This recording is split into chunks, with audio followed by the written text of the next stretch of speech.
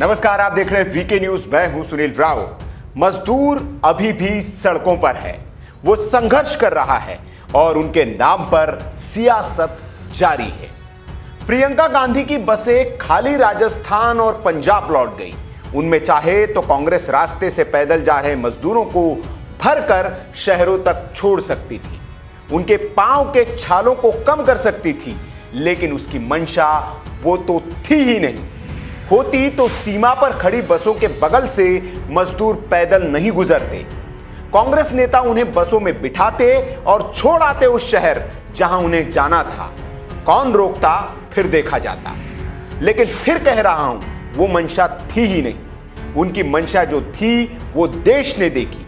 मैं इसलिए भी कांग्रेस की मंशा पर सवाल खड़े कर रहा हूं क्योंकि अब जो खबर मैं आपको दिखाने जा रहा हूं उसके बाद कांग्रेस की ओछी और घिनौनी राजनीति से आप वाकिफ हो जाएंगे। कमाल की बात है कि कांग्रेस और उसकी नेता प्रियंका गांधी मजदूरों के लिए 100-200 नहीं, पूरे 1000 बसें देना चाह रही थी। योगी सरकार ने बसों के कागज मांग लिए तो उसमें कारें, ट्रैक्टर, ऑटो और यहां तक कि बाइकें भी निकल आई।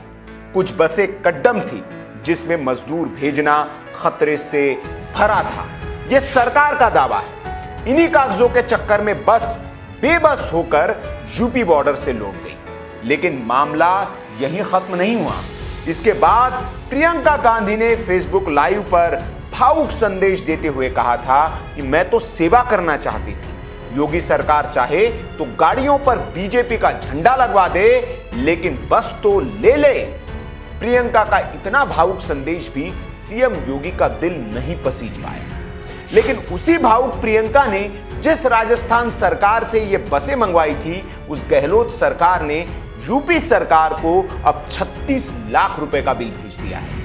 अब आप कहेंगे कि बसें तो प्रियंका जी ने मंगवाई थी, तो पैसे उनसे मांगे जाने चाहिए, योगी जी से क्यों मांगे जा रहे हैं? तो आपको बता दें कि ये उन बसों का पेमेंट नहीं है।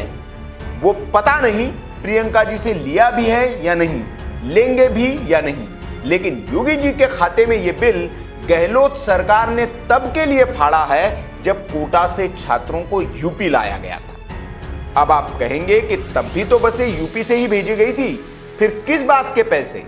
तो दरअसल हुआ यह था कि 17 अप्रैल को यूपी सरकार ने कोटा से यूपी के छात्रों को लाने के लिए 560 बसें भेजी थी। ये बसें कोटा में कोचिंग करने वाले स्टूडेंट्स जो कि लॉकडाउन के बाद परेशान थे और वहां फंसे हुए थे और वहां से लगातार यूपी के सीएम ऑफिस को वीडियो भेज रहे थे, उनको लाने के लिए भेजी गई थी। ऐसा करने वाला उत्तर प्रदेश देश का पहला राज्य था। ये बसें 10,000 बच्चों को लाने के लिए भेजी गई थी, लेकिन ऐन वक्त पर कुछ और स्टूडेंट्स ने भी घर जाने की जिद पकड़ ली। आनन फानन में राजस्थान राज्य परिवहन निगम से 70 बसें सरकार ने भाड़े पर दी। तो वहां के ट्रांसपोर्ट विभाग ने बसें तो दे दी, लेकिन कहा पहले डीजल भराओ तब बस आगे बढ़ेगी। यूपी सरकार ने कहा कि पेमेंट आपको कर देंगे, आप बसें तो दे दो। लेकिन मानवीय भावों से भरी कांग्रेस शासित राज्य की गहलोत सरकार ने साफ मना कर दिया और वे पहले डीजल वाली बात पर अड़ गए। मामला अर्जेंसी वाला था, इसलिए योगी सरकार ने भी तुरंत चेक से 19,76,000 रुपए का पेमेंट किया। तब जाकर बसें कोटा से यूपी के लिए निकली। अब यह बिल उन्हीं 70 बसों के भाड़े का है। गहलोत सरकार के ट्रांसपोर्ट विभाग ने 36,36,000 रुपए का बिल योगी सरकार को भेज दिया है और यह बिल इसलिए अहम है क्योंकि यह बस राजनीति के तुरंत बाद भेजा गया। अब यूपी सरकार के एक मंत्री कह रहे हैं कि प्रियंका गांधी का यही सेवा धर्म है।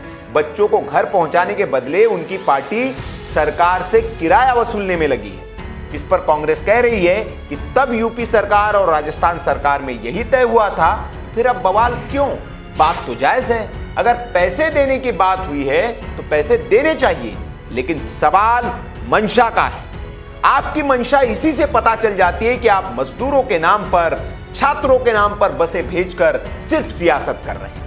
आपको मजदूरों, छात्रों, उनके सरोकारों से कोई लेना देना नहीं है। अगर होता तो इस आपदा के काल में भी आप मोल भाव नहीं करते और डीजल के लिए अपनी बसों को छात्रों को देने से मना नहीं करते।